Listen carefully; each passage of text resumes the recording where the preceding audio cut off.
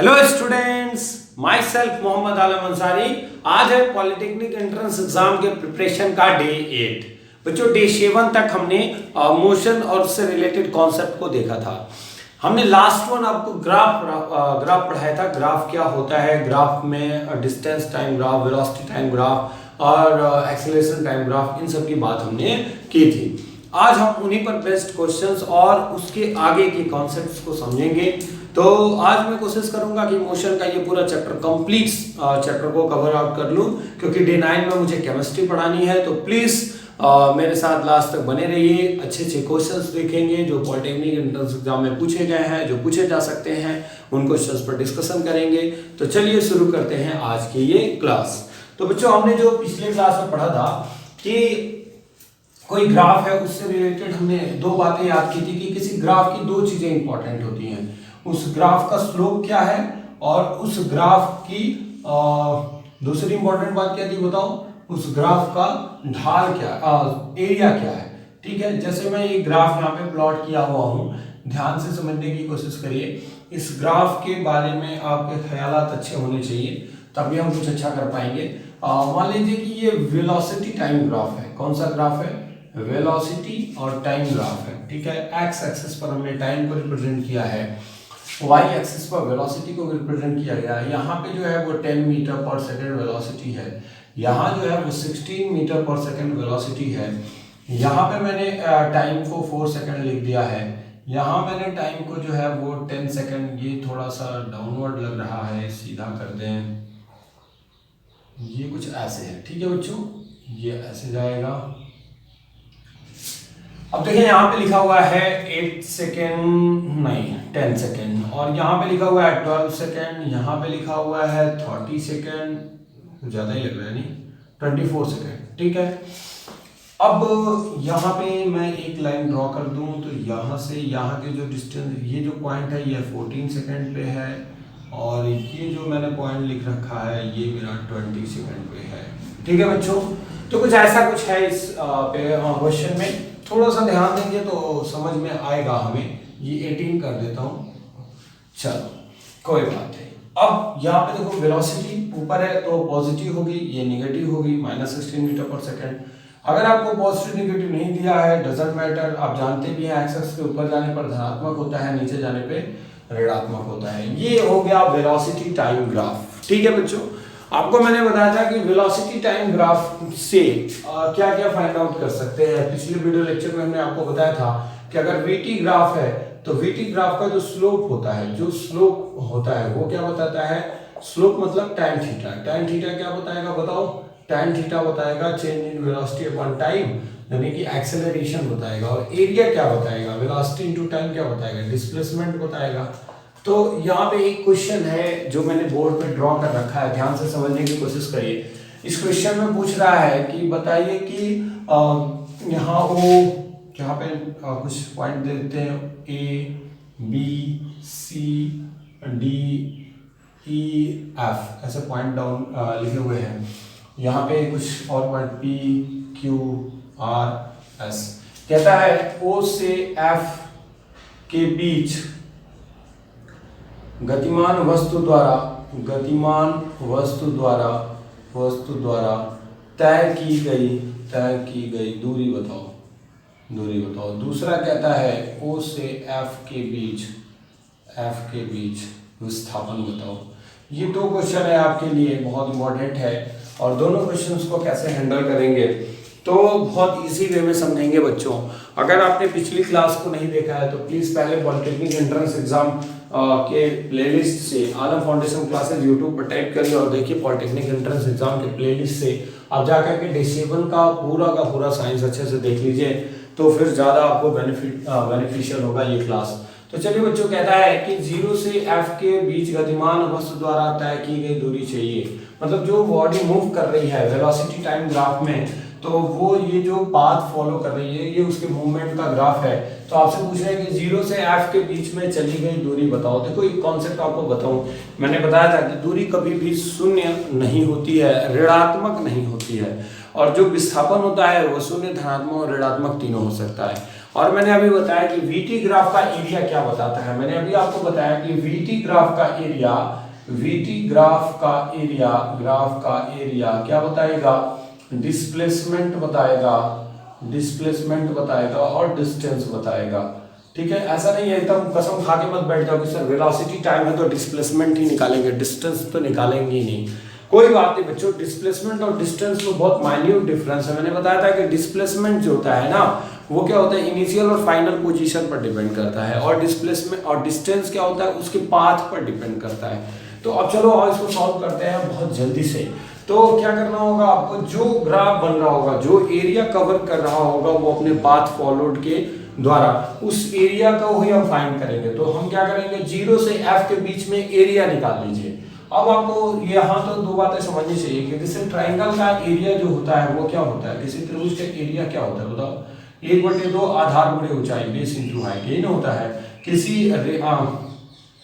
किसी आयत का एरिया क्या होता है, आयत का एरिया, आयत मतलब समझते हैं, ठीक है, तो इसका होगा 1/2 करें लंबाई गुणे चौड़ाई, ठीक है, और लेंथ इंटू ब्रेथ। और किसी स्क्वायर का एरिया क्या होता है, स्क्वायर का एरिया क्या होगा, स्क्वायर का एरिया जो होता है वो क्या होता है, वो साइड का स्क्वायर होता है, तो चलो इसी कॉन्सेप्ट को यूज करो और फटाफट सॉल्व करो। वैसे एक और कॉन्सेप्ट आपको पता होना चाहिए, किसी समलंब चतुर्भुज का एरिया क्या होता है। तो आपने पढ़ा होगा समलंब चतुर्भुज का एरिया जो होता है वो 1/2 समांतर भुजाओं का योग गुणे ऊंचाई। एक और जान लीजिए कि जो समलंब चतुर्भुज होता है उसका एरिया क्या होगा, इसका एरिया जो होता है वो होता है 1/2 गुणे समांतर भुजाओं का योग, ठीक है, सम ऑफ पैरेलल साइड क्या होगा, सम ऑफ पैरेलल साइड, इसका हिंदी होगा समांतर भुजाओं का योग। ठीक है, जिनको इंग्लिश से नफरत हो वो हिंदी सुन के लिख लें, जिनको हिंदी से नफरत हो इंग्लिश देख के लिख लें। ठीक है, तो sum of parallel side into height. चलो अब क्या करोगे, इसका एरिया कैसे फाइंड आउट करोगे, यहाँ पे देखो 1/2 समांतर भुजाओं का योग, देखो ये वाली जो साइड है वो इस साइड के पैरेलल है, समझ में आई बात, ये वाली साइड जो है वो इस साइड के पैरेलल मतलब समझते हैं ना, समांतर जो एक दूसरे को कभी ना काटे। तो आप क्या करो ना, इसके O और C के बीच का एरिया फाइंड आउट करो। तो क्या होगा, 1/2 आधार क्या हो जाएगा बच्चों, समांतर भुजाओं का योग, समांतर भुजाएं क्या हो जाएंगी, OC के बीच की डिस्टेंस कितनी होगी, O से C तक की दूरी आपको 12 मिल रही है, देखो 12 सेकंड लिखा हुआ है, ठीक है। और ये वाली दूरी कितनी हो जाएगी, तो यहाँ देखो ये 4 है और यहाँ पे 10 है। एक क्वेश्चन में अच्छे से समझा रहा हूँ तो इसको प्लीज समझ लो बच्चों। तो ये 4 और 10 के बीच की दूरी ये 6 हो जाएगी, तो ये पूरा का पूरा 6 हो गया और ये 12 हो गया, तो 6 धन 12, ठीक है, इनटू हाइट। हाइट क्या होती है, हाइट इन दोनों के बीच की डिस्टेंस होती है, ठीक है, दोनों लाइंस के बीच का डिस्टेंस, तो वो कितना है, हाइट 10 मीटर, ये कितना है 10 मीटर पर सेकंड, तो 10 हो गया। तो 2 5 10, 12 6 18 5 90, यानी 90 हो गया ये, इसका एरिया आ गया 90, ठीक है। जो यूनिट होगा वो यूनिट लिखेंगे, मीटर स्क्वायर आएगा। तो अब चलो उसकी बात करो, छोड़ो उसको, तो मीटर आ गया, 90 लिखो बस, जो पूछा रहेगा उसके अकॉर्डिंग हम उसका यूनिट लिखेंगे। डिस्टेंस पूछ रहा है या डिस्प्लेसमेंट पूछ रहा है ना, तो चलो 90 आ गया, सिर्फ वैल्यू लिखो, मैग्नीट्यूड लिखो। अभी हम लास्ट में उसके यूनिट के साथ आंसर लिखेंगे। इसका एरिया कैसे निकालेंगे, फिर वही काम, 1/2 आधार गुणे ऊंचाई, तो ये समांतर भुजाओं का योग, तो इस साइड के ये पैरेलल होगा, इस साइड के ये पैरेलल साइड होगा, तो दोनों पैरेलल साइड के डिस्टेंस कितने हो जाएंगे, 12 से 24 के बीच में जो डिस्टेंस होगा वो 12 होगा, प्लस यहाँ से देखो ये 14 और 8 18 के बीच की जो डिस्टेंस होगी 4 होगी, इनटू हाइट कितनी हो जाएगी, ये वाली हाइट हो जाएगी 16। अब यहाँ देखो 2 1 जा 2 2 8 जा 16, अब 12 4 16, 16 बटे कितना होगा, 8 6 48 को 8 बचा 4, 8 एकम 8 4 12 128। अब ध्यान दो, तो यहाँ पे दो चीजें आपसे पूछ रहा है कि आप डिस्टेंस बताओ और डिस्प्लेसमेंट बताओ। तो जब डिस्टेंस बताना होगा, ध्यान से सुन लो भाई, कि जब डिस्टेंस बताना होगा तो डिस्टेंस में क्या होता है, ये कभी माइनस वगैरह का चक्कर नहीं आता, सब धनात्मक होता है। तो 90 और 128 जोड़ दो, तो 128 प्लस 90 कितना हो जाएगा, 9 तो 11 यानी कि 218, ठीक है, मीटर। अब यूनिट लिख दिया, ये आंसर हो जाएगा। दूसरा क्वेश्चन है कि इसके लिए विस्थापन बताओ। तो जब डिस्प्लेसमेंट की बात करेगा, ध्यान से सुन लो, इसी क्वेश्चन के लिए जब डिस्प्लेसमेंट पूछेगा तो आपको बहुत इत्मीनान से काम करना है बच्चों। ये वाली जो एरिया आएगी ये पॉजिटिव लेंगे, क्यों भाई, क्योंकि ये एक्स एक्स के धनात्मक, वाई एक्स के धनात्मक दिशा में है, ये ऊपर है, सारी चीजें पॉजिटिव हैं, ठीक है। ये वाला जो एरिया है वो क्या है, देखो ध्यान से, एक्स एक्स के नीचे है, नीचे वाला क्या होगा, तो ये माइनस ले लेंगे, ये वेलोसिटी को माइनस ले लेंगे, तो जब यहाँ माइनस यूज कर दोगे ना, या -8 कर दोगे तो ये -128 आएगा। तो जब डिस्प्लेसमेंट लेंगे तो क्या करेंगे बच्चों, डिस्प्लेसमेंट लेंगे तो क्या हो जाएगा 90 - 128, ठीक है। ये इसका एरिया और इसका एरिया सम ही कर रहे हैं, जोड़ना ही है हमको, 90 प्लस -128 होगा, क्योंकि डिस्प्लेसमेंट नेगेटिव भी हो सकता है और जाहिर सी बात है वेलोसिटी नेगेटिव हो सकती है। तो 90 और -128 यहाँ पे सब्ट्रैक्ट करिए, कितना आ जाएगा, 128 में से 90 घटाना है, तो 8 12 में से 9 जाए 3, यहाँ हो गया -30 मीटर। तो आप बड़े इत्मीनान से समझ लीजिए कि जो हमारा डिस्प्लेसमेंट है वो माइनस में आ गया, बिकॉज मैं आपसे बार बार कह रहा हूँ, बिकॉज डिस्प्लेसमेंट नेगेटिव हो सकता है। तो जब भी आपको वीटी ग्राफ का दिया हो तो आपसे पूछ सकता है कि बताओ बाबू कि यहाँ से यहाँ तक की चली गई दूरी क्या होगी, यहाँ से यहाँ तक का विस्थापन क्या होगा। आपसे पूछ सकता था कि 0 से 4 सेकंड, 0 से 4 सेकंड के बीच में उसकी वेलोसिटी क्या होगी, तो वो बहुत आसान है। एक्सेलरेशन क्या होगा, सॉरी वेलोसिटी तो बहुत इजी वे में बता देंगे। वेलोसिटी क्या है, 4 सेकंड पर 10 मीटर पर सेकंड। अच्छा, ए से बी के बीच में वेलोसिटी बताओ, तो ए से बी के मतलब 4 से 10 सेकंड के बीच में जो वेग है वो अभी भी क्या है, 10 मीटर पर सेकंड ही है, वो चेंज नहीं हो रहा, वो कांस्टेंट है। देखो जो ग्राफ की ये लाइन है ना, वो क्या कर रही है, एक्स वाई अक्ष को कैंसिल कर रही है, जिस अक्ष को काटती है वो कांस्टेंट होता है। ये एकदम खोपड़ी में बैठा लो कि जो ग्राफ में जो हम लाइन खींचते हैं ना, इस और एक्स एक्सिस के समांतर रेखा खींचा है, तो जब मैं आपको स्ट्रेट लाइन पढ़ाऊंगा तो बताऊंगा एक्स एक्स के समांतर है तो किसको कांस्टेंट करेगा, वाई को कांस्टेंट करेगा। वाई एक्स के समांतर होगा तो किसको कांस्टेंट करेगा, एक्स को कांस्टेंट करेगा। यानी कि अगर 4 सेकंड में वेलोसिटी पूछेगा तो 10 मीटर पर सेकंड, आपसे 8 सेकंड में पूछेगा तो वो भी 10 मीटर पर सेकंड, 9 सेकंड में पूछेगा तो वो भी 10 मीटर पर सेकंड, 10 सेकंड में भी वेलोसिटी पूछेगा तो वो भी 10 मीटर पर सेकंड, क्योंकि ये स्ट्रेट लाइन ग्राफ है, ये कांस्टेंट ग्राफ है। ये बता रहा है कि समय बढ़ रहा है लेकिन वेलोसिटी में कोई परिवर्तन नहीं है। यहाँ बता रहे हैं कि वेलोसिटी डिक्रीज करती जा रही है, डिक्रीज कर रही है, जैसे जैसे टाइम बढ़ रहा है वेलोसिटी डिक्रीज कर रही है। तो इस कंडीशन में क्या होगा, वेलोसिटी के डिक्रीज करने का मतलब एक्सेलरेशन नेगेटिव है, ठीक है, डी एक्सेलरेशन है या रिटार्डेशन है, जो आप कह सके। यहाँ पे आ गया, इस पॉइंट पर क्या होगा, इस पॉइंट से जैसे जैसे नीचे जा रहा है फिर वह वेलोसिटी माइनस में होती जा रही है और घटती जा रही है, रिटार्डेशन हो रहा है। फिर उसके बाद से एक समय ऐसा आया जिस पर वेलोसिटी आके रुक गई, वो कितनी होगी, -16 मीटर पर सेकंड, और फिर वो उसी वेलोसिटी से आगे बढ़ता गया और फिर वो क्या हो गया, फिर वो इंक्रीज आउट होता गया और 24 सेकंड पे वो 0 हो गया। तो मैं ये कह सकता हूँ कि ये जो मैंने ग्राफ प्लॉट किया था आपके लिए, एक स्पेशल ग्राफ था, इस ग्राफ से आप बहुत सारी चीजें समझ सकते हैं कि आपको अगर वीटी ग्राफ दिया हुआ है तो उसके एरिया से आप उसका डिस्टेंस या डिस्प्लेसमेंट फाइंड आउट कर सकते हैं। आप उस ग्राफ से बता सकते हैं कि उसके कुछ पोजीशंस पे उसकी वेलोसिटी क्या है, कुछ पोजीशंस पे उसके एक्सेलरेशन क्या है। यहाँ पे देखो P और Q के बीच में अगर एक्सेलरेशन पूछा जाए तो वो हो जाएगा बच्चों 0। क्यों 0 हो जाएगा, क्योंकि there is the no change in velocity. Path PQ पर एक्सेलरेशन उसका 0 है क्योंकि there is the no change in velocity, कुछ समय के साथ इसकी वेलोसिटी में कोई परिवर्तन नहीं है।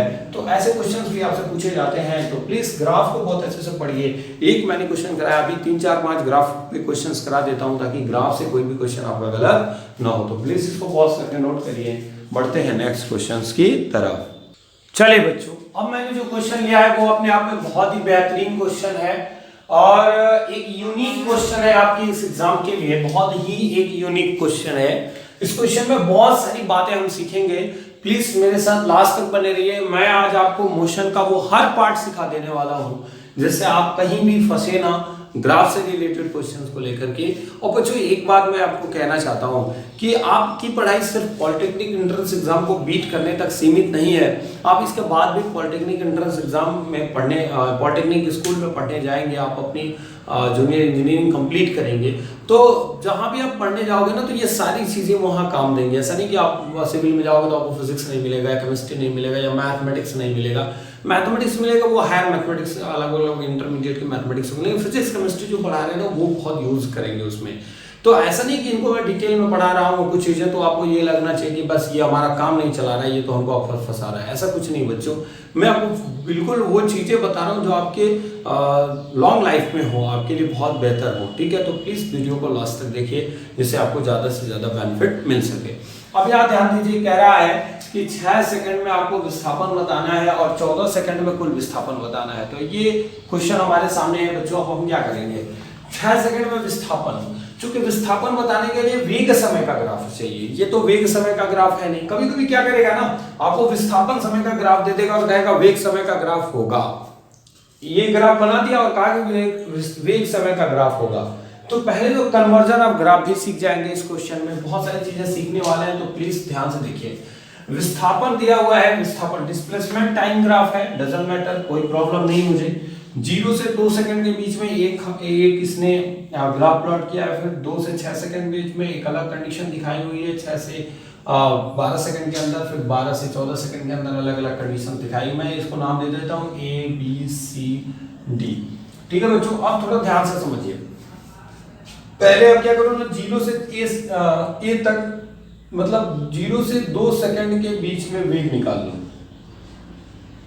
वेग। और मैंने आपको बताया था यार, याद होना चाहिए आपको, कैसे निकालते हैं विस्थापन समय ग्राफ से वेग। तो विस्थापन समय ग्राफ का जो स्लोप होता है, याद करो, स्लोप बराबर क्या होगा इसका, विस्थापन बटा समय, और विस्थापन बटा समय स्लोप यानी tan थीटा, और वो यानी कि tan थीटा निकालेंगे तो हमें विस्थापन बटा वेग मिलता जाएगा, नहीं वेग विस्थापन बटा समय, सॉरी विस्थापन बटा समय, यानी कि हमें वेग मिलता जाएगा। तो tan थीटा करेंगे तो वेग मिलेगा ना। तो आपको मैंने बार बार कहा है कि बस थोड़ा सा दिमाग लगाओ यार, काम खत्म हो जाएगा। 0 से 2 सेकंड के बीच का वेग कैसे निकालोगे, तो ये हो जाएगा परपेंडिकुलर, ठीक है, लंब, और ये हो जाएगा मेरा आधार। तो लंब कितना है 3 और आधार कितना है 2, 1.5 मीटर पर सेकंड आ गया। ठीक है, आपसे क्वेश्चन पूछता कि O से A या 0 से A, इसको 0 मानो चाहे O मानो, 0 से A के बीच में यानी कि 2 सेकंड में इसका वेग बताइए। पहले 2 सेकंड में वस्तु का वेग कितना हो गया, 1.5 मीटर पर सेकंड। एक क्वेश्चन ये हो गया। तो पॉलिटेक्निक के कोई क्वेश्चन होंगे बहुत इजी वे में सॉल्व हो जाएंगे। दूसरा क्वेश्चन है, अब A से B के बीच में यानी कि 2 से 6 सेकंड के बीच वेग बताओ, 2 से 6 सेकंड के बीच। तो फिर देखो ये ग्राफ कैसा है, ऊपर है, मतलब समय के साथ वेग बढ़ता जा रहा है, बढ़ रहा है नहीं बढ़ रहा है, बढ़ रहा है ना। थोड़ा सा मैं इसको ऊपर कर दूं, ये थोड़ा सा ये पॉइंट जो है ना वो कंफर्म नहीं हो रहा है, यहाँ पे मैं 4 कर दे रहा हूँ, ये वाला जो पॉइंट है मेरे लिए, सॉरी यार इतना स्लिप कर रहा है ना, ये क्या बताऊँ, चलो ये 5 हो गया। ठीक है, तो हमसे कह रहा है कि A से B के बीच में वेग बताओ, यानी कि 2 से 6 सेकंड के बीच में वेग बताना है। तो 2 से 6 सेकंड के बीच वेग कैसे निकालेंगे, तो यहाँ से यहाँ के बीच में वेग कैसे निकालेंगे। तो चलो इसका भी स्लोप ले लो, बस कोई दिक्कत नहीं, स्लोप लेंगे तो tan थीटा, लंब बटा आधार, लंब कितना होगा यहाँ से यहाँ तक की डिस्टेंस, ठीक है, ये लंब कितना हो जाएगा बताओ, लंब हो जाएगा 3 और 5 के बीच का गैप, ये ना लंब होगा। ठीक है, तो लंब कितना हो जाएगा 2, और आधार कितना हो जाएगा 2 और 6 के बीच में 4, तो भाग दो 2 में 4 से 2, 0.5 मीटर पर सेकंड आ गया। बहुत आसान है यार। अगला क्वेश्चन, 6 से 12 सेकंड के बीच में वेग बताओ, क्या हो जाएगा 6 से 12 सेकंड के बीच में, 6 से 12 सेकंड के बीच में वेग कैसे निकालेंगे। तो यहाँ भी वही करेंगे, स्लोप लेंगे। तो ये क्या है, ये अक्ष के समांतर रेखा है, तो सीधा सीधा वेलोसिटी क्या हो जाएगी tan 0 अंश, और tan 0 का मान क्या होता है 0, आपको पता होना चाहिए। ठीक है, तो क्यों 0 हो गया, क्योंकि यहाँ पे कोई एंगल ही नहीं बन रहा है, एक्स के समांतर है, समांतर होगा तो थीटा 0, और tan 0 का मान क्या होता है 0 मीटर पर सेकंड कह सकते हैं, 0 मीटर पर सेकंड, या वेलोसिटी ही नहीं है। अब यहाँ 12 से 14 सेकंड के बीच में क्या है, तो क्या होगा 12 से 14 सेकंड के बीच में, चलो 12 से 14 सेकंड के बीच में, 12 से 14। अब देखो यहाँ पे जो एंगल लेते थे एक्स की धनात्मक दिशा में लेते थे, अब ऋणात्मक दिशा में लेना पड़ेगा, तो वो छोड़ दो। तो आप सीधा सीधा जान लो कि यहाँ पे 12 से 14 सेकंड के बीच में क्या हो रहा है, थोड़ा कहानी को समझो। 12 से 14 सेकंड के बीच में वेग घट रहा है, देखो यहाँ पे समय बढ़ रहा है, 12 से 13 सेकंड हुआ, 13 सेकंड में मैं अगर इसको ऐसे करूँ तो वेलोसिटी कुछ यहाँ आ रही है, मतलब जैसे जैसे समय बढ़ता जा रहा है वेग घटता जा रहा है। तो ये डिक्रीजिंग ग्राफ है, this is the decreasing graph, time के रिस्पेक्ट में ये वेलोसिटी डिक्रीज हो रही है, घट रही है।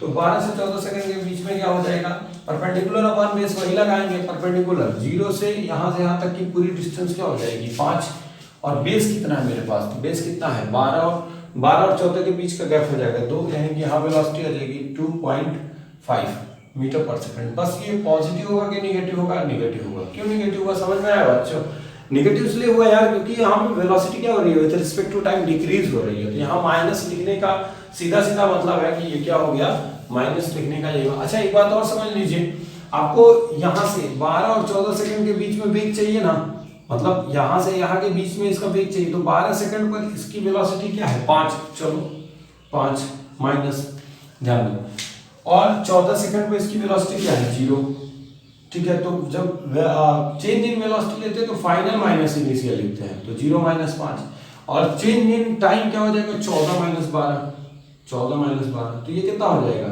चलो इसको एक स्टेप सॉल्व करो, -5/2, तो कितना हो गया -2.5 मीटर पर सेकंड। समझ में आ गया बात? ये माइनस कैसे हुआ यार, सिंपल सा काम है, सिंपल सा फंडा है। आप 12 और 14 सेकंड के बीच निकाल रहे हो, तो 12 सेकंड पे इसकी वेलोसिटी 5 थी और 14 सेकंड पे 0 थी, तो जब भी निकालेंगे स्लोप तो चेंज इन वेलोसिटी दे रहा है ये, चेंज इन वेलोसिटी, वेग में परिवर्तन, तो फाइनल माइनस इनिशियल, तो फाइनल कितना है 0, इनिशियल वेलोसिटी कितनी है 5, क्यों फाइनल क्यों 0 है, 0 है, 14 सेकंड पर वेग क्या है 0 है, और 12 सेकंड पर वेग क्या है ये देखो 5 है, तो 0 से 5 घटाना होगा, बस 0 से 5 घटा तो माइनस हो गया। अब ये तो हो गया कि हमने निकाल लिया डिफरेंट कंडीशंस में इसकी वेलोसिटी।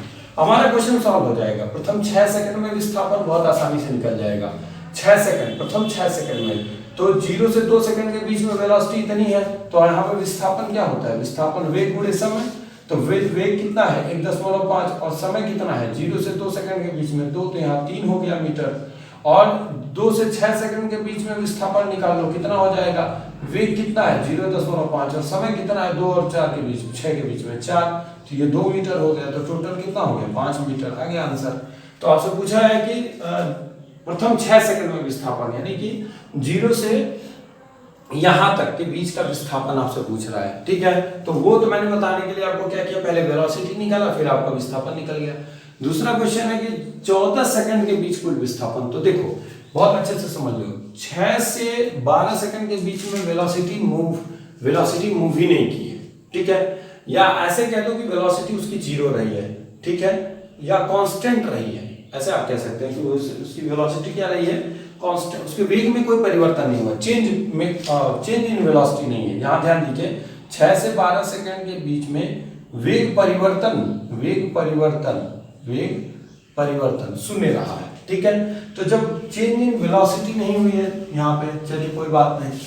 और फिर अगली बात कहता है कि यहाँ से जब यहाँ जा रहा है 12 से 14 सेकंड के बीच बात कर रहा है, तो उसकी वेलोसिटी डिक्रीज हुई है -2.5 मीटर पर सेकंड हो रहा है। तो चलिए देखिए 12 से 14 के बीच में विस्थापन निकाल लीजिए, तो विस्थापन कितना होता है, विस्थापन होता है वेग गुणे समय 0.5 गुणे 2, यानी कि हो जाएगा 5 मीटर माइनस का, तो टोटल कितना हो जाएगा 0 से 14 सेकंड के बीच में, तो 0 से 14 सेकंड के बीच में कितना हो जाएगा बताइए 0 मीटर विस्थापन। क्यों ऐसा हुआ, क्योंकि जहां से चला वहीं पहुंच गया, ठीक है, और जितना उसने क्या किया था 12 सेकंड के अंदर एरिया कवर किया हुआ था, मतलब जो डिस्प्लेसमेंट था वो फिर क्या हो गया 12 से 14 के बीच में फिर वो रिटर्न हो गया। जब ग्राफ प्लॉट करेंगे तो समझ में आ जाएगा। इस क्वेश्चन को थोड़ा सा टिपिकल क्वेश्चन में जानबूझ के उठा रहा हूँ, टफ क्वेश्चन इसलिए उठा रहा हूँ ताकि आपको बहुत अच्छे से हर कॉन्सेप्ट को समझा सकूँ, आपको लगे कि हाँ कुछ है ग्राफ में भी, और आप इसके बारे में थोड़ा सीरियस हो और इसको समझने की कोशिश करें। तो पहले क्या किया बच्चों, मैंने आपको 0 से 2 सेकंड 2 से 6 सेकंड ये सब चेंज इन वेलोसिटी बता रहा है, वेग परिवर्तन ही बता रहा है, वेग नहीं बता रहा है बल्कि वेग परिवर्तन बता रहा है। तो ये निकाल करके हमने विस्थापन निकाल लिया। विस्थापन जब निकाल लेंगे तो उसके बाद बता देंगे कि कहां से कहां पे के बीच में कितना विस्थापन हुआ है। एक ग्राफ और प्लॉट करना है हमको वेग और समय का, तो आप इसको मैं बता दूं, पॉज करके इसको नोट कर लीजिए, क्या इसको तो मिटाने लायक नहीं है यार, चलो इसको मिटाता हूं और उसको मिटाता हूं, जल्दी पॉज करके नोट करिए। हो गया नोट, चलो इसको मिटा दो बच्चों। अब ध्यान दो, अब मुझे क्या करना है, एक ग्राफ प्लॉट करना है, एक छोटा सा बनाते हैं यहाँ पे, एक ग्राफ प्लॉट करना है जहां पे मुझे बताना है कि वेग और समय का ग्राफ क्या होगा, वेग और समय का ग्राफ क्या होगा। तो चलो बच्चों थोड़ा देखते हैं, चेक करते हैं कि क्या हम बना सकते हैं। बिल्कुल पहले वेलोसिटी का क्या है 0.5 1.5, तो यहाँ हो जाएगा 0, यहाँ हो जाएगा 0.5, दिख ही नहीं रहा होगा यार आप लोगों को, क्या बताओ इसको मिटाना ही पड़ेगा क्या, ऊपर वाले पे ही बनाते हैं, इसको मिटा दे रहे हैं, ठीक है। समस्या है कि आपको बोर्ड पे नीचे कट रहा होगा। चलिए अब ध्यान दीजिए, तो मैं यहाँ पे बनाता हूँ, यहाँ नहीं कट रहा होगा, ये हो जाएगा बच्चों 0.5, ये हो जाएगा बच्चों 1, और ये हो जाएगा यहाँ पे 1.5, ठीक है, क्योंकि मेरा मैक्सिमम वेलोसिटी 1.5 ही आया है पॉजिटिव डायरेक्शन में। निगेटिव डायरेक्शन में भी कुछ ले लीजिए। निगेटिव में क्या है 2.5, सीधा सीधा इसको मान लेते 2.5। वैसे ज्यादा होना चाहिए था बट हमें बनाना है ग्राफ, जगह नहीं है तो इसलिए मैंने उसको 2.5 माना है। समय क्या है मेरे पास 0 से 14, ठीक है। यहाँ पे 1, यहाँ 2, यहाँ 3, यहाँ 4, यहाँ 5, यहाँ 6, यहाँ 7, यहाँ 8, यहाँ 9, यहाँ 10, 11, 12, 13, 14। चलिए अब क्या होगा, कहता है कि 0 से 2 सेकंड के बीच में उसकी वेलोसिटी 1.5 मीटर है। 0 से 2 सेकंड में यहाँ 2 है तो यहाँ से यहाँ ये देखिए ये ग्राफ होगा, ये होगा ग्राफ। 0 से 2 सेकंड के बीच में इसकी वेलोसिटी क्या है 1.5। 0 सेकंड पे 1.5 है, 1 सेकंड पे 1.5 है, 2 सेकंड पे 1.5 है, ठीक है। ये ग्राफ हो गया। अब कहता है कि 2 से 6 सेकंड के बीच में 0.5 है। 2 से 6 सेकंड, 2, 3, 4, 5, 6 यहाँ पे, मतलब अब जो यहाँ से 2 से 6 के बीच का जो ग्राफ होगा वो कुछ ऐसा होगा, ठीक है। और अगला कहता है कि 6 से 12 सेकंड के बीच में कोई वेलोसिटी नहीं है, तो 6 से 12, 7, 8, 9, 10, 11, 12, यहाँ 12, ये वेलोसिटी का ग्राफ ऐसा हो जाएगा क्योंकि वेलोसिटी 0 है। अब चलो इसको ऐसे मिला दो ऐसे, तो ये ग्राफ बन गया, ठीक है। अगला कहता है 12 और 14 के बीच में कितना है -2.5। 12 और 14 के बीच में कितना है -2.5, ये माइनस में, तो यहाँ से यहाँ तक के बीच का हो गया 14 हो गया, ठीक है। अब इसको ऐसे मिला दो और इसको ऐसे मिला दो, ये हो गया तुम्हारा पूरा का पूरा ग्राफ, ठीक है बच्चों। इसको चाहो तो मैं ऐसे मिला सकता हूँ, ठीक है, ये हो गया। अब आपसे क्या पूछ रहा था बताइए, आपसे पूछ रहा था 0 और 2 सेकंड के बीच में, 0 और 6 सेकंड में विस्थापन, तो 0 से 6 सेकंड के बीच में विस्थापन बताना है। तो ये एरिया और ये एरिया जोड़ देंगे तो विस्थापन नहीं आ जाएगा। वेग और समय का ग्राफ है तो आप एरिया फाइंड कर लीजिए तो विस्थापन मिल जाएगा। इस ग्राफ का एरिया क्या होगा, इस ग्राफ का एरिया बताओ। तो इस ग्राफ का एरिया 1.5 गुणे लंबाई गुणे चौड़ाई 2 बराबर 3 आ जाएगा। इस ग्राफ का एरिया क्या होगा, लंबाई गुणे चौड़ाई 0.5 गुणे 4 कितना हो जाएगा 2 हो जाएगा। 3 और 2 कितना हो गया 5। यहाँ से यहाँ तक के बीच में चला गया, जो एरिया है वो 0 है, कोई एरिया ही नहीं है, एक लाइन है जो एक्स एक्सिस पे जा रही है। दूसरा 12 और 14 के बीच का एरिया निकाल लीजिए, तो 12 और 14 के बीच का गैप 2 हो गया, और ये वाली जो लंबाई है वो कितनी है -2.5, तो कितना आ गया, ये आ गया 5 मीटर माइनस का। तो कंप्लीट जो विस्थापन होगा वो -5 और +5 करके क्या हो जाएगा 0 हो जाएगा। तो मैं इसीलिए डिस्कस कर रहा हूँ इन बढ़िया क्वेश्चंस पे, थोड़ा सा टिपिकल क्वेश्चंस पे, कि ताकि आप अपने दिमाग का भी यूज करें और समझने की कोशिश करें। तो ये 2 बहुत महत्वपूर्ण क्वेश्चंस थे। अब मैं जो क्वेश्चंस पुट अप करूंगा वो बहुत इजी वे में होगा और आप देख के उसे सॉल्व कर पाएंगे। तो प्लीज इनको पॉज करके नोट करिए। तो बढ़ते हैं नेक्स्ट क्वेश्चंस की तरफ। बच्चों अब मैंने बोर्ड पे जो क्वेश्चन लिख रखा है उसके बारे में ध्यान से देखिए। ये जो ग्राफ है वो वेलोसिटी टाइम ग्राफ है, ये तो आपको दिख रहा है, वेग समय का ग्राफ है, ठीक है। इसमें जो वेलोसिटी दी गई है वो किलोमीटर पर घंटे में दी गई है, जो टाइम है वो भी घंटे में है, तो आंसर हमारा घंटे में आएगा, किलोमीटर में आएगा, जो भी आंसर आना है, ठीक है। और इसमें अब क्या कह रहा है आपसे क्वेश्चन में कि एक्सेलरेशन बताइए, किस तरह का एक्सेलरेशन है AB पर, BD पर और DE पर। समझ में आ रहा है बात? मतलब जब A से B पर गया है, वह वस्तु जो मूव कर रहा है, जो गति कर रहा है, ये किसी वस्तु की गतिमान अवस्था का ही तो ग्राफ दिया गया है। तो जो वस्तु गति कर रहा है, जब वो 0 से B पे गया है तो उसका त्वरण का जो त्वरण का प्रकार है, मतलब किस टाइप का एक्सेलरेशन है उसके अंदर। B से C पर गया है तो उसके नेचर का, उसके एक्सेलरेशन का नेचर क्या है। B से D पर, D कहीं पे मान लेते हैं, 1 मिनट, यहाँ पे D मान लेते हैं, ठीक है। और अगला पूछता है कि जब D से E पर गया है, सॉरी यहाँ पे D है यार, ये D है, ठीक है, यहाँ से, तो जब D से E पर गया है तो पूछ रहा है कि मतलब उसका उस त्वरण का नेचर क्या है। तो चलो एक्सेलरेशन बताना है आपको A से B के बीच में, A से B वाले पथ पर। अब देखो यहाँ पे क्या है यार, जब 0 से मतलब A से B पर जा रहा है तो जैसे जैसे टाइम इंक्रीज हो रहा है वैसे वैसे वैसे वेलोसिटी भी इंक्रीज हो रही है। इसको हम कहते हैं बच्चों इंक्रीजिंग ग्राफ। क्या कहते हैं? Increasing graph. इंक्रीजिंग मतलब होता है बढ़ता हुआ ग्राफ, यानी जो भी ग्राफ बना होगा ना जिनके जिनके बीच में, वो इंक्रीज कर रहा होगा दूसरे के रिस्पेक्ट में। देखो ध्यान से, यहाँ पे टाइम बढ़ रहा है तो वेलोसिटी भी इंक्रीज कर रही है, तो ये क्या हो गया, इंक्रीजिंग ग्राफ हो गया। जैसे जैसे समय बढ़ रहा है वैसे वैसे वेलोसिटी भी बढ़ रही है। तो इंक्रीजिंग ग्राफ के साथ साथ ये क्या बता रहा है कि वेग परिवर्तन एक समान है। स्ट्रेट लाइन ग्राफ का मतलब होता है वेग परिवर्तन समान है, ठीक है। वेग परिवर्तन हो रहा है लेकिन समान दर से हो रहा है। तो यहाँ जो त्वरण होगा, यहाँ जो एक्सेलरेशन होगा वो कैसा होगा, यूनिफॉर्म एक्सेलरेशन होगा। यूनिफॉर्म मतलब समझते हैं बच्चों, एक समान त्वरण होगा, ठीक है, एक समान, एक त्वरण निकल गया उसी एक्सेलरेशन से वो आगे बढ़ता जा रहा है। 10 किलोमीटर प्रति घंटे का एक्सेलरेशन आया तो उसी एक्सेलरेशन से वो आगे बढ़ेगा, ठीक है। तो अगर मैं ओ से या ए से बी के बीच की बात करूंगा तो मुझे त्वरण क्या मिलेगा, एक समान। यानी आपको कहीं भी ग्राफ आपको वेलोसिटी टाइम का इस तरह का दे दे तो इस दशा में त्वरण क्या होगा, आपका एक समान होगा, एक समान होगा, जीरो नहीं होगा। त्वरण की कुछ ना कुछ वैल्यू होगी, वो अभी निकालेंगे, और वो एक समान होगा। दूसरा कह रहा है कि बी और डी के बीच में, या बी और डी के बीच की बात करो तो एक्सेलरेशन होता है चेंज इन वेलोसिटी। बी पर जो वेलोसिटी है वो है 40 किलोमीटर प्रति घंटा, डी पर जो वेलोसिटी है वो भी है 40 किलोमीटर प्रति घंटा। क्या सी पर वेलोसिटी कितनी है, वो भी 40 किलोमीटर प्रति घंटा। यार जो बी पर मान होगा वही सी का होगा, वही डी का होगा। तो चेंज इन वेलोसिटी नहीं हो रही है, 40 किलोमीटर प्रति घंटा, 40 किलोमीटर प्रति घंटा।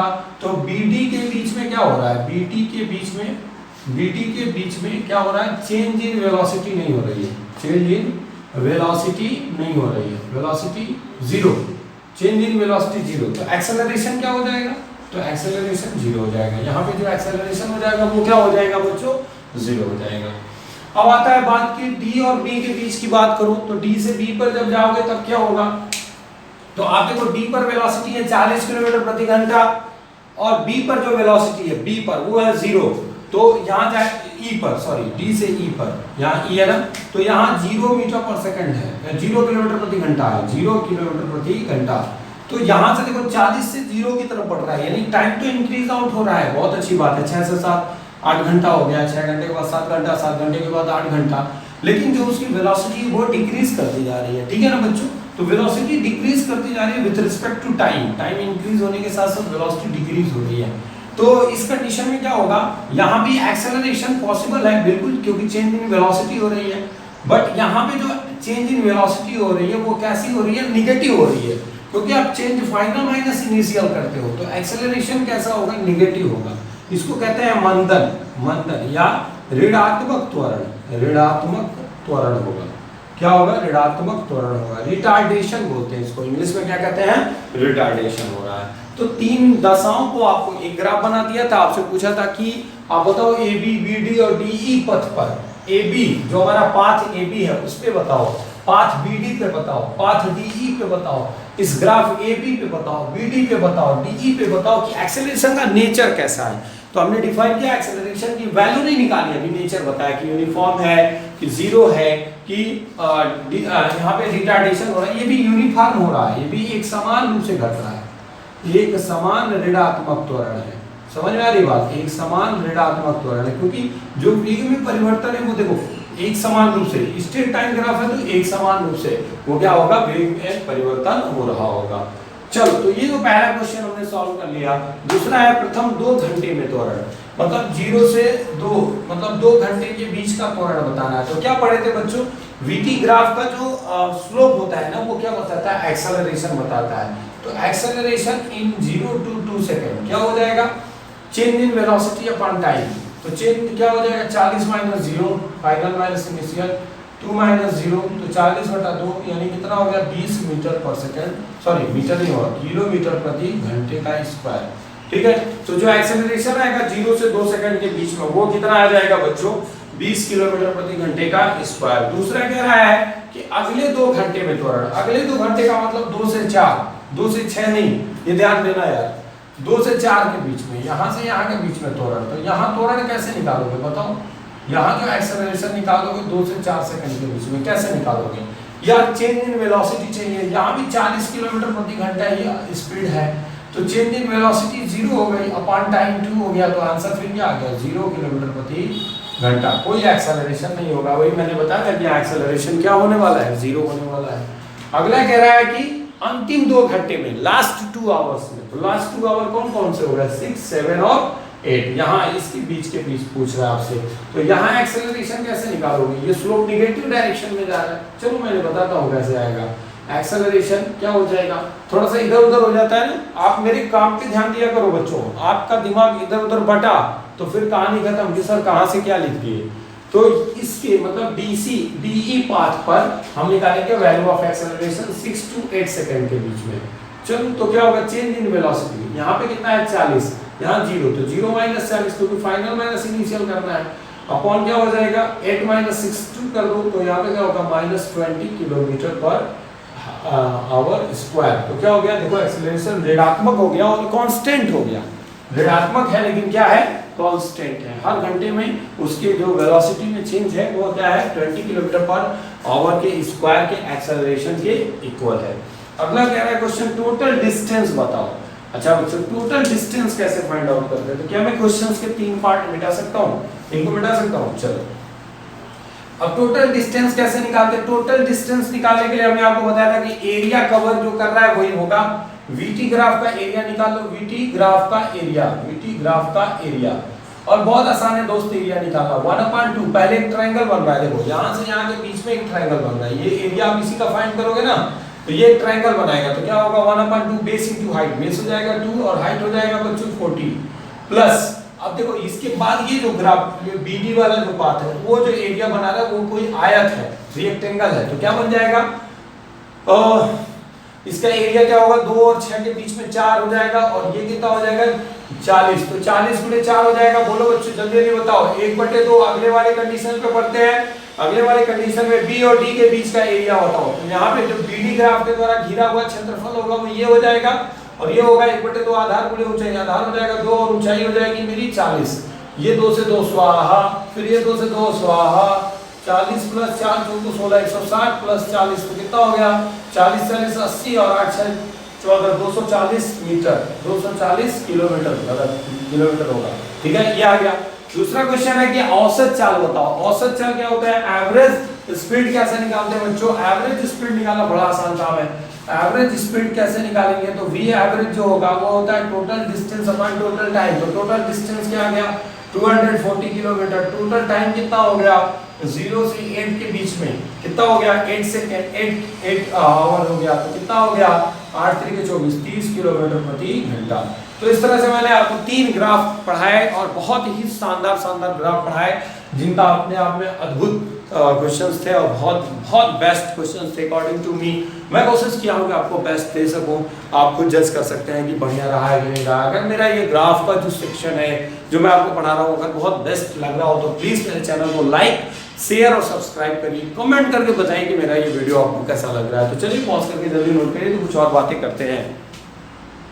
चलिए बच्चों, बहुत ही इंटरेस्टिंग क्वेश्चन बोर्ड में बनाया है, थोड़ा सा आप कंफ्यूज भी हो रहे होगे देख करके बोर्ड पे कि ये पता नहीं कौन कौन सी लाइन मैंने बना रखी है, तो कंफ्यूज मत हो, ऐसे क्वेश्चंस पूछे जा सकते हैं, बहुत इंपॉर्टेंट है। कह रहा है कि इनमें से कौन सा तेज गति कर रहा है, बस एक छोटा सा क्वेश्चन है, ए बी सी 3 कार हैं जो मूव कर रहे हैं, तो ए का जो पाथ है ध्यान से समझना, इसमें बहुत कंफ्यूजन हो रहा है कि कौन ए है कौन बी कौन सी है। देखो ए का ये पॉइंट है ना, इसको ऐसे लेके आओ तो देखो ए का मतलब स्टार्टिंग पॉइंट यहाँ से है, बी का देखो ये ऐसे लेके आओ तो ये यहाँ से है, सी का देखो सी को ऐसे लेके आओ तो ये यहाँ से, समझ में आ गया ना, ये तुम्हारा कौन सा हो गया बी हो गया, ये तुम्हारा सी हो गया और ये तुम्हारा हो गया ए, समझ में आ गई बात। अब इंटरेस्टिंग बात ये करते हैं कि इसमें से कौन तेज गति कर रहा है। तो बच्चों ये कौन सा ग्राफ है, ये है डिस्टेंस टाइम ग्राफ। कौन सा ग्राफ है, डिस्टेंस टाइम ग्राफ। और आपको बताया कि डिस्टेंस टाइम ग्राफ में जो स्लोप होता है वो tan थीटा वही बताता है आपको वेलोसिटी। तो तेज कौन गति कर रहा है, जिसका स्लोप जितना ही क्या होगा, एंगल जितना ज्यादा होगा, जो जितना ज्यादा झुका होगा उसका वेलोसिटी उतना कम होगा, ये ध्यान रखना, जो जितना ज्यादा झुका होगा उसकी वेलोसिटी उतनी क्या होगी, कम होगी। जैसे एक्स एक्सिस के रिस्पेक्ट में ये देखो यहाँ पे, ये देखो यहाँ पे और ये देखो यहाँ पे, यहाँ मान लो θ2 बना, यहाँ मान लो θ1 बना और यहाँ मान लो θ3 बना। ऑब्वियस सी बात है यार θ3 बहुत कम है तो ये बहुत कम होगा, इसकी वेलोसिटी सबसे कम होगी, तो ए वाले की वेलोसिटी क्या है, सबसे कम है, ठीक है बच्चों। उससे ज्यादा वेलोसिटी किसकी दिख रही है, तो θ1 और θ2 में थोड़ा सा एनालिसिस करो तो आपको θ1 ज्यादा दिखेगा, ठीक है, यानी कि बी वाले की उससे ज्यादा, सी वाले की उससे ज्यादा होगी, और सबसे ज्यादा तेज कौन चल रहा है, बी वाला। तो विच वेलोसिटी इज हाई, बी वाले की वेलोसिटी है। यार इसका स्लोप देखो ना, यहाँ देख लो, इसका ढलान देख लो और इसका देखो, दोनों का किसका ज्यादा है, इसी कंडीशन पे दोनों को देखो, देखो ध्यान से, यहाँ दोनों कंडीशन में देखो, तो कौन ज्यादा झुका हुआ लग रहा है यार? ये वाला ज्यादा हुआ झुका हुआ नहीं लग रहा है, ये वाला का एंगल क्या है, ज्यादा है, क्योंकि थीटा की वैल्यू जितनी ज्यादा होती है tan थीटा उतना ज्यादा होता है, तो वेलोसिटी उतनी ज्यादा होगी। तो कौन की वेलोसिटी ज्यादा है? बी वाले की वेलोसिटी ज्यादा है। तो इस तरह के भी क्वेश्चन पूछे जाते हैं पॉलिटेक्निक एंट्रेंस एग्जाम में, पॉज करके नोट करिए। तो फिर बात करता हूं मैं आपसे डिफरेंट टाइप्स ऑफ क्वेश्चंस की। चलिए बच्चों, अब आपके पास सामने है कुछ ग्राफ्स, इनको जज करना है कि ये पॉसिबल है कि नहीं। जैसे मैंने 1 2 3 4 ग्राफ में ये पूछा है कि क्या ये चारों ग्राफ पॉसिबल है कि नहीं। पांचवा क्वेश्चन ये है कि अगर t बराबर ये देखिए ध्यान से, एक्सेलरेशन टाइम ग्राफ है। कौन सा ग्राफ है बच्चों? एक्सेलरेशन टाइम ग्राफ है, ठीक है। यहाँ पे आपसे पूछ रहा है कि t बराबर 0 सेकंड पर बॉडी की वेलोसिटी, यहाँ पर वेलोसिटी दे चुका है 2 मीटर पर सेकंड, तो आपसे पूछ रहा है कि 4 सेकंड पर वेलोसिटी क्या होगी। तो चलिए डिस्कस करते हैं इन क्वेश्चंस के बारे में। पहला क्वेश्चन ये है कि ये जो डिस्टेंस टाइम ग्राफ है, इसमें समझने की जरूरत है बच्चों। जैसे जैसे टाइम बढ़ रहा है वैसे वैसे डिस्टेंस पहले बढ़ा है, फिर एक समय मैक्सिमम हुआ है, फिर डिस्टेंस कम होने लगा। What is this? क्या आपने पढ़ा है कि समय के साथ दूरी घट सकती है? दूरी कभी निगेटिव हो सकती है क्या? कभी नहीं हो सकती। ये घटने का ही मतलब है कि निगेटिव की तरफ डाइवर्ट कर रहा है, ले जा रहा है कि वो घट रही है। तो ये ग्राफ डिस्टेंस और टाइम के बीच का अगर ग्राफ है तो ये नॉट पॉसिबल है, नॉट पॉसिबल है, ठीक है। 4 ग्राफ दे देगा और पूछेगा कि बताओ इसमें कौन सा पॉसिबल है, तो ये पॉसिबल नहीं है, ठीक है। बाकी अन्य पॉसिबल है, या आपको उसमें से कह देगा कौन सा पॉसिबल नहीं है, तो ये वाला पॉसिबल नहीं है। लेकिन यही डिस्प्लेसमेंट टाइम ग्राफ होता तो यही ग्राफ क्या हो जाता? पॉसिबल हो जाता। बिकॉज मैं बार बार कह रहा हूं कि डिस्प्लेसमेंट क्या हो सकता है, समय के साथ विस्थापन में कमी आ सकती है, ठीक है। तो ये हमारा पॉसिबल है, बट ये पॉसिबल नहीं है।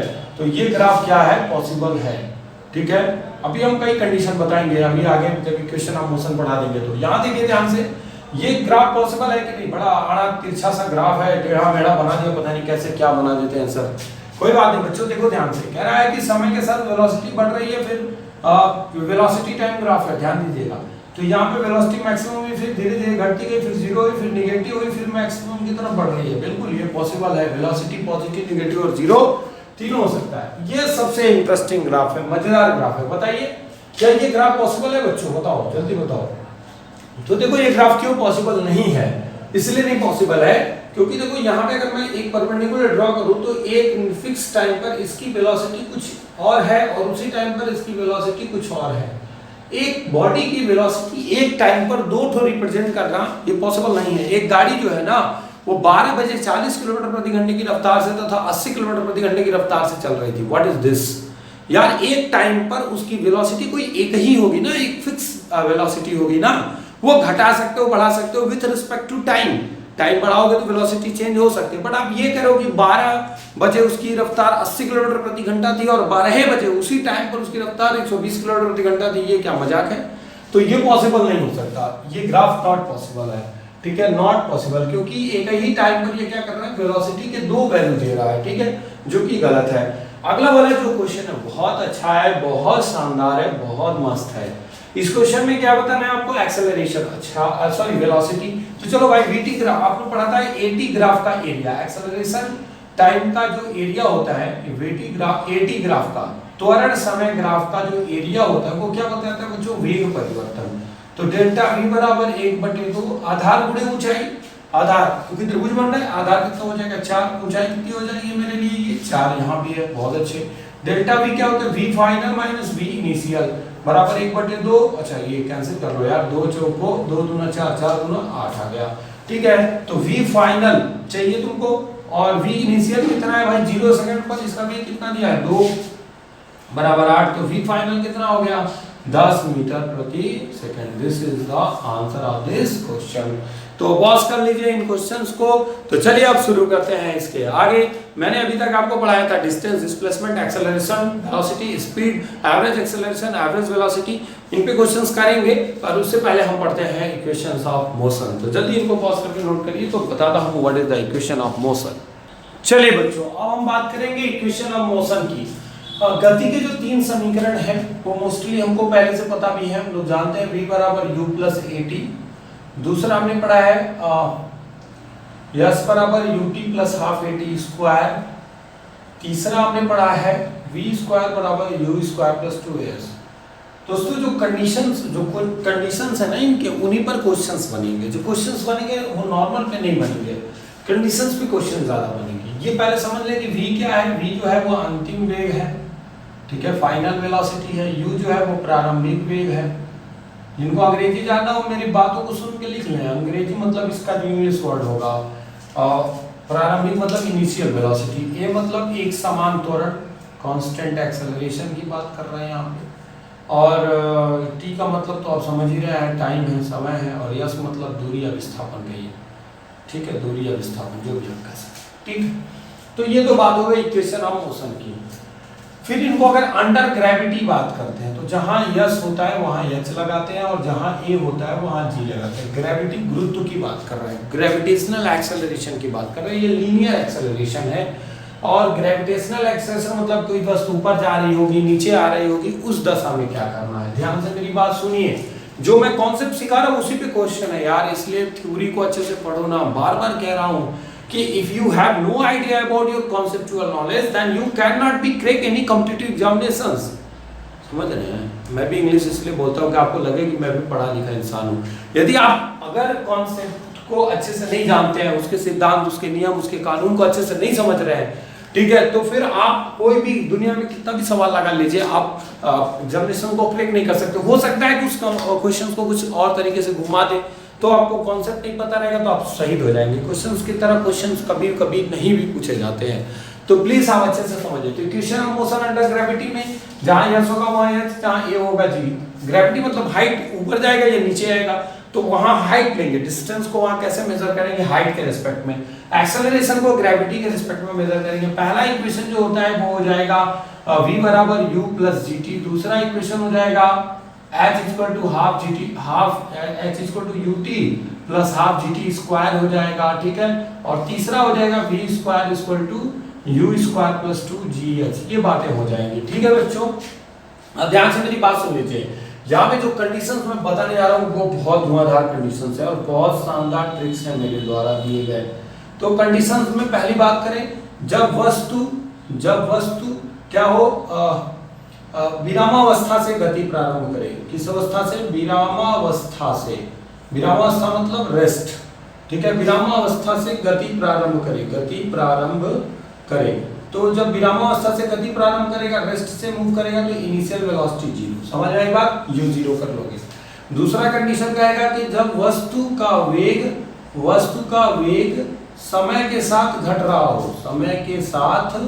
घट रहा हो, अर्थात ब्रेक लगाया जाए, अर्थात क्या किया जाए, ब्रेक लगाया जाए, ठीक है। तो यहाँ पे दो बातें आएंगी। ब्रेक लगाने के बाद एक तो गाड़ी को रोक देगा और एक क्या करेगा, उसकी वेलोसिटी कम कर देगा। तो चलो कोई बात नहीं, यदि वस्तु के घट रहा हो तो अर्थात ब्रेक लगाया जाए, ठीक है। तो इस कंडीशन में जो एक्सेलरेशन होगा वो नेगेटिव हो जाएगा, ठीक है। तो नेगेटिव होगा तो जहां जहां प्लस है वहां इक्वेशन में क्या आ जाएगा, माइनस आ जाएगा। ये दूसरी बात हो गई। तीसरी बात, जब वस्तु u वेग से गति करके विरामावस्था में आ जाए। किस अवस्था में आ जाए, विरामावस्था में आ जाए या रुक जाए, तो उस कंडीशन में क्या होगा बच्चों, उस कंडीशन में v क्या हो जाएगा, 0। देखो v जो बनाता हूँ वो कान पकड़ के घुमा देता हूँ, तो इस कंडीशन में v क्या हो जाएगा बच्चों, 0 हो जाएगा। तो जब वो गति करके रुक जाएगा, मूव कर रहा था और अचानक वो क्या हो गया, ब्रेक लगाया और रुक गई गाड़ी, तो उस कंडीशन में v क्या होगा, 0। और a ऑलरेडी निगेटिव होगा, a यहाँ ऑलरेडी क्या होगा, निगेटिव होगा। तुरंत तो ऋणात्मक लेना ही लेना है आपको। तो ये कुछ कंडीशंस की बात मैंने की आपसे कि जब वो रेस्ट से मूव करेगा, कहेगा एक बॉडी है जो रेस्ट पे है, तो पहले तुरंत लिखो कि u इक्वल टू 0। समझ में आई बात। और कहेगा कि वो ब्रेक लगा रहा है, तो 40 किलोमीटर प्रति घंटे की रफ्तार से चल रहा था, उसकी वेलोसिटी 15 किलोमीटर प्रति घंटे हो गई, तो ब्रेक लगाया है तो वेलोसिटी चेंज हुई है, डिक्रीज हुई है, घटी है, लेकिन 0 नहीं हुई है फाइनल वेलोसिटी। तो आप वहां पे भी क्या करेंगे, एक्सेलरेशन सिर्फ यहाँ पे जहाँ पॉजिटिव वहां नेगेटिव ले लेंगे। तो ये 3 मुख्य कंडीशंस हैं, इनको बहुत अच्छे से याद रखेंगे और इन्हीं पर हम क्वेश्चंस को करेंगे। अभी कुछ और बातें बताता हूँ। चलो यहाँ मोशन अंडर ग्रेविटी में बस मुक्त रूप से छोड़ा जाए, अगर ऐसा बात करें h ऊंचाई से, h ऊंचाई से, ठीक है, कह देगा कि एक आदमी है उसको लटका करके 10 मीटर की ऊंचाई से छोड़ दिए, शहीद हो गया बेचारा। तो छोड़ रहा है तो हमने क्या किया, उसको मारा नहीं, उसको पीटा नहीं, छोड़ दिया, गलत काम है भाई, नहीं करना चाहिए। तो जैसे ये मैंने कोई बॉडी ली है, ध्यान दीजिए, ये वस्तु मैंने इसको छोड़ दिया, तो मैंने इसको थ्रो नहीं किया, फेंका नहीं, इसको छोड़ा है, फ्री फॉल कराया है। तो जब फ्री फॉल होता है, मुक्त रूप मतलब होता है फ्री फॉल, तो जब ये कंडीशन होती है तो उस कंडीशन में हमेशा याद रखना यार कि जो u होगा वो 0 होगा, इनिशियल वेलोसिटी क्या होगी, 0 होगी, ठीक है। फ्री फॉल की कंडीशन में u 0 होगा। वस्तु ऊपर से नीचे आएगा तो g धनात्मक, ध्यान दीजिए, वस्तु क्या करेगा, वस्तु, ये सब पॉइंट लिख लीजिए अपनी कॉपी में, वस्तु ऊपर से नीचे आएगा, ऊपर से नीचे आने पर g क्या होता है, पॉजिटिव। यार एक कॉन्सेप्ट बताया था, कोई तुम्हारे घर में मेहमान आ जाए तो तुम्हारे वहां क्या हो जाएगा, वो जो नंबर ऑफ पर्सन है वो बढ़ जाएंगे, और कोई चला जाए तो किसी के वहां ऐसा ना हो भाई, प्लीज हमारी बुरा मत माना करिए। मतलब अगर कोई गेस्ट आया हुआ है वो अपने घर चला गया तो वो माइनस हो रहा है। तो अगर ऊपर से नीचे आता है, चलो नए मेहमान की बात करते हैं, कोई तुम्हारे घर नया मेहमान आ गया, कोई नया बेबी आया है, तो उसके लिए क्या होगा कि वो क्या होगा, वो आपकी संख्या को बढ़ाएगा, आपके नंबर ऑफ जो घर पे जो सदस्यों की संख्या वो बढ़ा देगा, तो वो क्या होगा, पॉजिटिव। तो हमेशा याद रखिए कि कोई चीज ऊपर से नीचे आ रही है तो जी पॉजिटिव होगा, और नीचे से ऊपर जा रही है तो क्या होगा, नेगेटिव होगा। तो ऊपर की तरफ फेंका जाए, अच्छा, ऊपर की तरफ फेंकने पर वस्तु को ऊपर की ओर फेंकने पर, ठीक है, तो वस्तु को जब ऊपर फेंकते हैं, ठीक है, तो उस कंडीशन में एक बात ध्यान रखिएगा, ऊपर फेंकना है तो u कभी भी 0 नहीं होगा, ये बात यहाँ खोपड़ी में बैठा लो यार। कुछ लोग क्या करते हैं, ऐसे कंडीशन में भी u 0 कर देते हैं, यार ऐसे नहीं ना, भट्सो आ कहने से नहीं ना ऊपर जाएगा यार, कुछ ना कुछ तो इसको वेलोसिटी देनी पड़ेगी, आप कुछ ना कुछ तो वेलोसिटी से इसको थ्रो करोगे तब ना ऊपर जाएगा। तो ऊपर जब जा रहा है तो ऊपर की तरफ फेंक रहा है तो u आपका कभी 0 नहीं हो सकता, ये बात एकदम दिमाग में बैठा लो, ठीक है। और g हमेशा क्या हो जाएगा, निगेटिव हो जाएगा, जो ग्रेविटेशनल एक्सेलरेशन है वो निगेटिव ले सकते हैं। एक और इंटरेस्टिंग बात आपको बताऊं, एट मैक्सिमम हाइट क्या हो जाएगा, v इक्वल टू 0, अधिकतम ऊंचाई पर हमेशा अंतिम वेग 0 होता है। कोई भी चीज आपने फेंकी ना, तो वो जब मैक्सिमम हाइट पर जाएगा तो फिर वहां जाके कुछ सेकंड के लिए रुकेगा, फिर वो नीचे आएगा, ठीक है। तो जब ये नीचे से ऊपर गया तो उसकी पूरी काइनेटिक एनर्जी धीरे धीरे पूरा पोटेंशियल एनर्जी में चेंज हुआ, फिर वो जैसे छूटा फिर पोटेंशियल एनर्जी काइनेटिक एनर्जी में चेंज होने लगी। तो मैक्सिमम हाइट पे उसका जो क्या होगा, v होगा, फाइनल वेलोसिटी होगा, वो क्या हो जाएगा, 0 हो जाएगा। तो किसी बॉडी को जब अपवर्ड थ्रो करेंगे, ऊपर की तरफ फेंकेंगे, सब क्वेश्चंस है, सब ऑब्जेक्टिव क्वेश्चंस है, तो प्लीज अच्छे से समझने की कोशिश करिए। जब मुक्त रूप से किसी वस्तु को ऊपर से छोड़ा जाएगा तो u 0 होगा, किसी वस्तु को ऊपर की तरफ थ्रो किया जाएगा तो u कतई 0 नहीं होगा, g आपका नेगेटिव हो जाएगा, और मैक्सिमम हाइट पे v क्या हो जाएगा बच्चों, v 0 हो जाएगा। तो ये दो बातें हो गई। जो मोशन अंडर ग्रेविटी की बात करेगा तो a की जगह g अप्लाई करना है, और ऐसे बात करता है तो v बराबर u प्लस at s बराबर ut plus half at square v square और u स्क्वायर प्लस 2as, इस तरह के इक्वेशंस का यूज करते हैं। टीवें सेकंड में चली गई दूरी आपसे पूछा जाता है, टीवें सेकंड में चली गई दूरी, टीवें सेकंड में चली गई दूरी, 5 सेकंड में, 10 सेकंड में चली गई दूरी, तो वहां पे s बराबर आता है ut plus half, sorry u plus half, ध्यान दीजिए, s बराबर u plus half a 2t minus 1। अगर 90 सेकंड की बात करता ना तो क्या लिखते, s बराबर u plus half a 2n minus 1, लेकिन 3वें सेकंड में चली गई दूरी पूछ रहा है तो इसलिए मैंने क्या कर दिया, s बराबर u plus half a 2t minus 1। Under gravity होगा तो a की जगह क्या लगा दोगे यार, g लगा दोगे बस। तो ये दोनों बातें आपको याद रखनी है, और इनसे रिलेटेड और भी बातें चलिए करते हैं। तो पहले इसको पॉज करके नोट करिए, तो फिर बताता हूँ मैं मोशन अंडर ग्रेविटी या मोशन लीनियर मोशन पे जो अगले कॉन्सेप्ट है। चलिए बच्चों, अब अगली कॉन्सेप्ट की तरफ बढ़ते हैं। मैंने कुछ चीजें लिख रखी हैं, इनको देखिए और ध्यान से समझिए। जब भी हमें g की वैल्यू लेना होगा, टेक करना होगा, क्वेश्चन में हमें g का मान जब लेना होगा, तो अगर क्वेश्चन में 10 दिया है तब तो हम वहां 10 रख देंगे, अगर नहीं दिया है तो हमेशा g की वैल्यू 9.8 मीटर पर सेकंड स्क्वायर ही लेना होगा। अगर कोई चीज ऊपर जाता है, ठीक है, कोई बॉडी है जो ऊपर जा रही है, ठीक है, और कोई चीज नीचे आ रही है, तो ऊपर जाने में जो लगा समय होगा वो नीचे आने में लगे समय के बराबर होगा। जैसे मैं एक बात कहूं मैं कि किसी बॉल को मैंने क्या किया, ऊपर की तरफ थ्रो किया और वो 4 सेकंड बाद मेरे हाथ में चला आया, तो जाने का समय कितना होगा, 2 सेकंड हो जाएगा, और आने का समय कितना हो जाएगा, वो भी 2 सेकंड हो जाएगा। बस इसमें एक कंडीशन ये है कि कि जो एयर का वहाँ रिस्ट्रिक्शन है वो 0 होना चाहिए, वायु का कोई उस पर प्रतिरोध ना हो। ध्यान से मेरी बात सुनिए, जैसे कहता है क्वेश्चन में कि एक बच्चा है जो अपने हाथ से किसी गेंद को उछाला और उछालने के बाद वो गेंद 4 सेकंड बाद उसके हाथ में चली आई, तो बताओ वो कितनी ऊंचाई तक गई। तो 4 सेकंड बाद उसके हाथ में चली आई, तो उछालने के बाद वो 4 सेकंड तक हवा में रही होगी।